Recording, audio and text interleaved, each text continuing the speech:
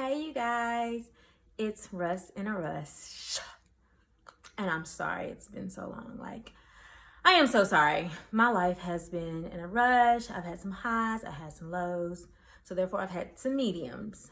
I think the last time I talked to you guys was a vision board party, which I've done good with my vision board this year. I have done really well. Got a passport stamp. Made connections with my friends, had funs with my funds. Sound like an idiot. There's somebody I know that has so many. Let me not be petty. Sorry. Rewind. Anyways, I've had fun with my friends. I've traveled with good friends. I've spent time with good friends. I've ridded myself of toxic people. Tried to not let other toxic people that unfortunately have to deal with for the next 11 years. That's what we're going to talk about today. But overall, I've had a good year, good transitional year. Excited for 2020. Definitely excited for 2020. I don't think I've made a video since I've turned 35. So that's like a totally different ball game. Kids are good, great. Their sports are keeping me super busy. My other channel, I have an ASMR channel. If you want to find my ASMR channel, it's Seashell ASMR. I haven't recorded a video on it in over a year, but my people are still looking for me. So if you follow my ASMR, I'm coming back. And I'm gonna definitely do better in 2020. Just got some things coming. There's some business moves I want to make. Just keep on watch, keep on lookout, get some independence. Well, I've always been independent. Let me not even say that. But just working on certain things, elevating me and my children's life and our lifestyle. But enough on that. The purpose of this video is let's talk about, oh my God, y'all, sorry guys. I tried to do a mukbang. I've made this video like 3 times. I tried to do a mukbang. It didn't work. So I'm burping from the mukbang. So excuse me, sorry, whatever. But the purpose of this video, which also the purpose of the mukbang, was to talk about shared parenting and co-parenting, because there's a difference between co-parenting and peas, shared parenting or / equal parenting time, and equal parenting. Like for me, when somebody says shared parenting, I feel like all parental responsibilities should be shared. Not one parent take on all the parental responsibilities while the other one reaps the benefits of, I get them half the month, but I don't have to pay for anything half the month. And no, it's not about the money. Could care less. If you know me, I'm not a money person. I don't give a damn. I'm gonna know how to make money, get money, whatever. It's not about that. It's about fairness. And it just doesn't affect women. It affects men. It affects anybody in high conflict co-parenting relationships. The courts don't protect parents from narcissists. I don't think that they really recognize narcissism as a personality and mental disorder when giving children, not giving children. You was married to the person. It's your own character flaw too. If you're married to a narcissist, you're what is it? You're empathetic, but we're going to look that word up and we'll talk about it next video. But you were married to the person, or you made children with the person. So both of y'all got character flaws. So period, point blank, period. But they are not looking into those type of things. They're not looking into your household before the split. They're not looking into who was the primary responsible parent. And a lot of times one parent just ups and leaves the house anyway. And until one person files versus the other, or vice versa, so one parent either is going to alienate or one parent is not going to show up. It is what it is. I mean, the proof is in the pudding.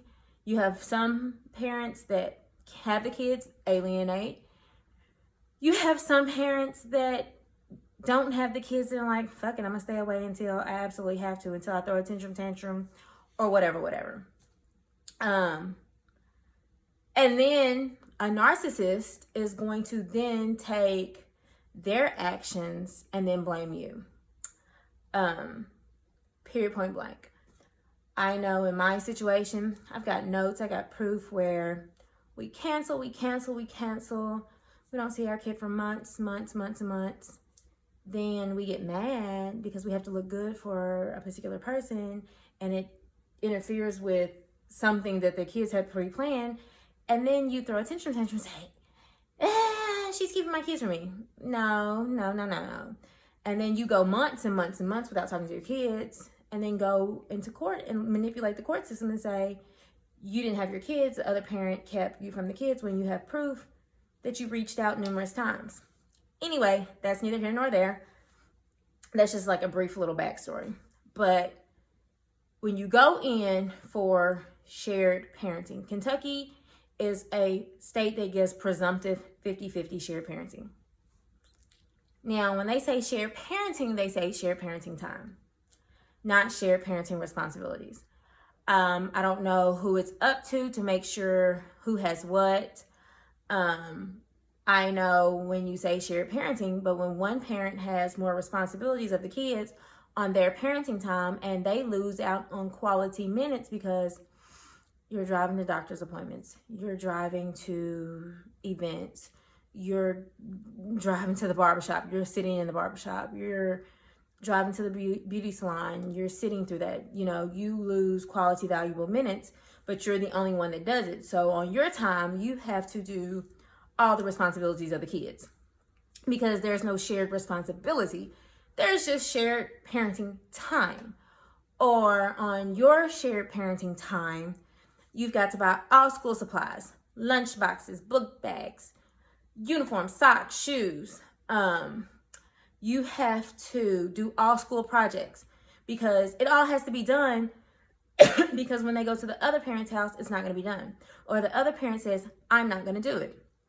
Or there's no guidelines and standards when it comes to education. My kids attend private school. I'm responsible for everything when it comes to the school. They told me in my particular mediation, private school was a luxury. Okay, my kids go to private school, so therefore you talk to other private school parents.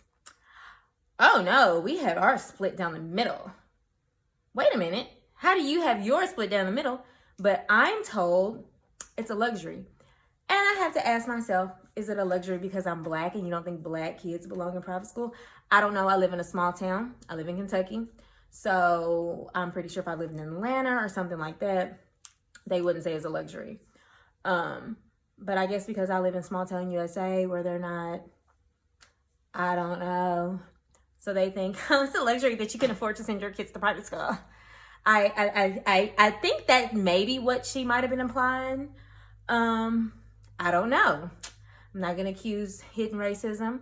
I'm not going to do that. I'm not one of those people. But I do want to know what was implied as it was a luxury. Because I even said to my lawyer at the time, because I went to private school. Your daughter went to the same school I did. Was it a luxury for her? Well, no, her mother worked there. So why was it a luxury for me and not a luxury for your child? I think my mom's pay bracket was equal to or more than yours. And definitely more than the teachers. But anyway, that's neither here nor there. Not one of those moments. That was a little personality flaw. Anyways, but when it comes to shared parenting time, I have no problem with it. People think that if you have a problem or if you question something, you have a problem with something. The time part, I don't have a problem with. Who doesn't want a break every other weekend? Because a lot of mommies don't get, let me not say mommies, a lot of parents don't get that.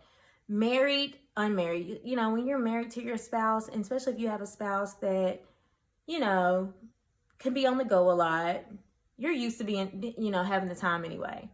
I do have a very active social life. So do my kids. So that wasn't an issue. But yes, I love every other weekend. I don't have to worry about getting a babysitter if I have somewhere to go. I don't have to worry about anything. So yes, by all means. And I wouldn't have a problem during the weekday if it was shared responsibilities. When I have to get all homework done for the week, because at the end of the week, we go to our other parent's house and that parent refuses to do homework. Or we got bad grades because you have the kids at the end of the week because y'all have different responsibilities and you don't help with homework. That's when we get a problem with shared parenting time.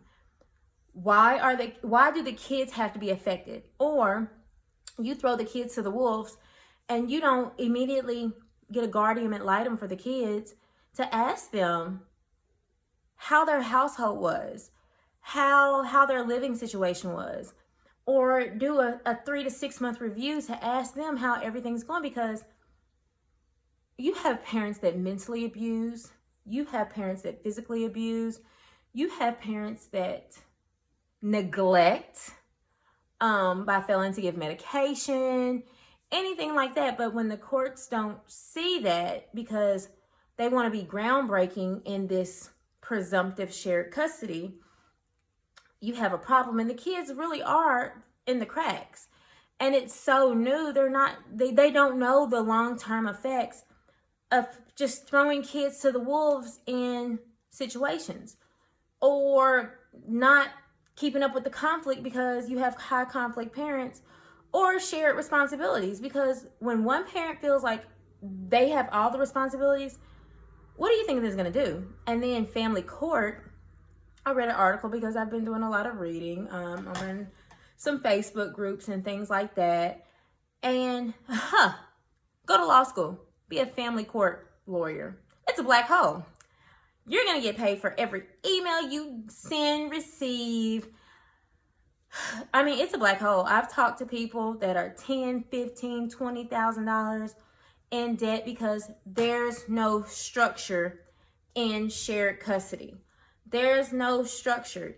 You got to go back for everything because, while we're doing this, we don't take into consideration kids are going to get older. We're not going to take into consideration kids are going to get jobs, need cars. We don't take into consideration kids have activities. We don't take into consideration the older they get, the more expensive things cost. None of that is taken into consideration. And when you have parents that don't get along, guess what? They got to keep going back to court. And the court systems gets backlogged because there's no standard. There is no parenting plan. There is nothing that says, okay, ages 6 through 8, one thing.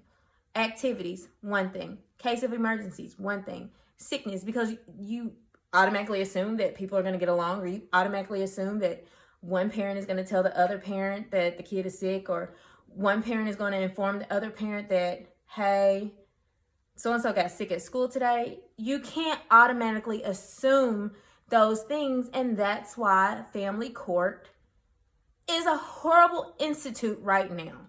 There's nationwide. I mean, there might be some counties out there that have a beautiful plan, but you got some counties out there, some jurisdictions that are absolutely horrible.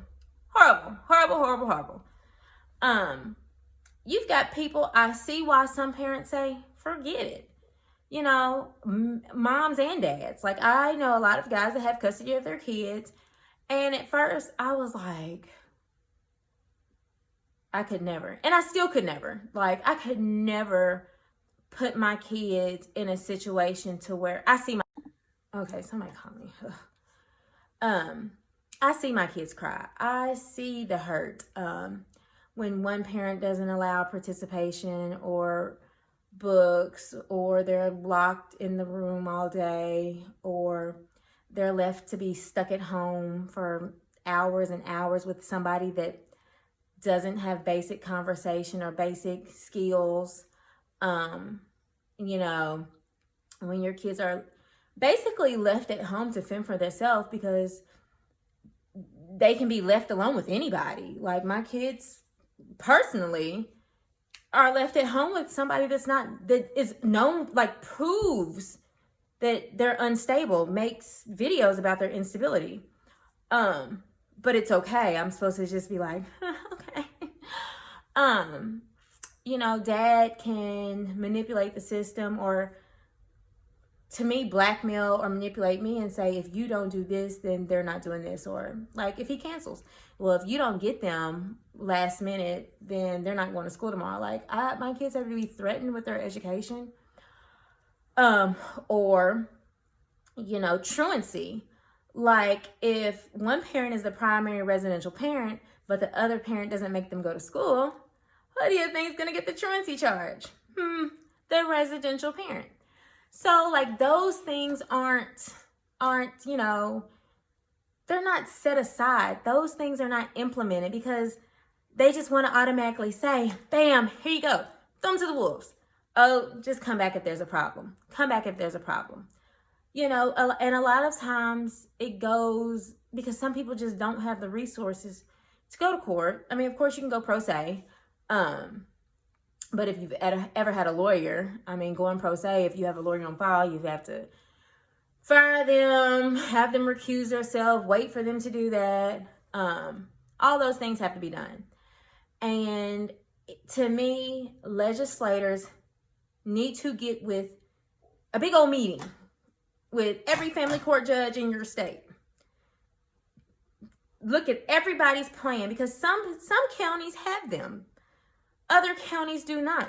Compare every county. It should probably be a conference, really. It should be a conference.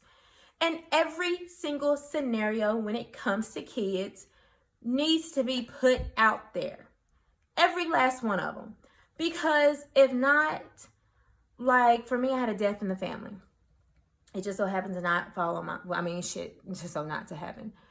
We're not even going to do that. But I couldn't even have a phone conversation with my kids to tell them what happened. Then I got bullied and blackmailed, and I had got to the point that I was like, you know what? That's on you. You'll need me to change days with you or times with you, or you're going to need me to get them before I'll need you to vice versa again. He let me get them, but he told me last minute. And then it was demanded, but he gave them to me on a day that I didn't even ask for him because he didn't want to. And then he forgot that he got them back at a certain time. So, but then the very next week, I need you to get the kids. Why? None of your business. Oh, okay, but you can impose on my time. And that's also, of course, I'm not going to say, no, my kids can't come home. But if the tables were turned, do you think so? No, because I was told. I had been told before because I had needed a babysitter. I had been told before, no, I'm not getting them. I'll never need you on my time. So those are the things when you're dealing with a manipulator, those are the things that happen. And the courts don't take those things into consideration. And they honestly know that this person is a manipulator, but you're also, you want to look good. You want to say, in your court system, we're so-and-so friendly or whatever. And the case might not be. But I just think in the co-parenting situation, there needs to be some guidelines and some standards and some scenarios. And if you have to go to mediation, everybody needs to follow the same guidelines. Just like doctor's appointments or medication. If you have a policy, if you have an agreement that non-covered medical expenses have to be split in half, when does the person that pays for it get their money back? What is the standards with that? Or if a child is sick, informing the other parent that the child is sick, or making certain decisions, like these things have to be done. But that is my take on co-parenting, shared parenting time, shared parenting responsibilities, equal parenting responsibilities. Please reach out to me. Pros, cons, your experiences, how you overcame high conflict situations. Because like I said, I got 11 more years to go. What do you do, or what have you done to make sure that there is a balance? How do you deal with a parent that doesn't cooperate? And if you are a part of legislation or you're a lawyer, what do you do to not seeking free legal advice? I'm a reader. But just opinions. I am open to all opinions. I want to hear what people have to say. I want to hear what moms have to say, dads have to say, because like I said, you got some fucked up parents, excuse my language, period, point blank. You got moms that abandon, dads that abandon, moms that alienate, dads that alienate. You have it all. It's not a man versus woman world. I do feel like they're definitely, because all the people that are cheering for these things are dads. They are. Because like I said, but you also need to know the backstory. You've got abusers. You've got verbal abusers, mental abusers, physical abusers. Sometimes mommies and daddies do protect their kids because the other parent is an abuser. And physical abuse is not the only type of abuse. That is absolutely not. Like, there is several forms of abuse. Somebody might be controlled and not see that that's abuse. Somebody might be screamed at, lied to, mentally abused. Some people might not even know that they're being abused, but they're being abused and they don't see it. Watch out for the signs of abuse. If you're a step parent in this situation, always think, or the significant other in this situation, never think that it cannot happen to you. Like, if you see what they've done to their former partner, do not think it's not going to happen to you. Because everybody's relationship was once good. But protect yourself. Everybody, when you have kids with people, protect yourself. When you get into relationships, and for some, it's hard to date when you're in a co-parenting relationship. Because like, whoever you talk to is going to get tired of hearing this bullshit. They just are. And I definitely think that some people have it harder than others, especially when you're used to a certain way. But that's all I'm going to touch on this subject. This is going to be my new little setup when we talk about deep issues. We're going to talk about all kind of issues now on Russ in a Rush. You're also going to see my life in a rush, but this is going to be the chair we sit in when we talk about real deal stuff. And I'm going to be 100% transparent, 100% honest. If you got a problem, let me know.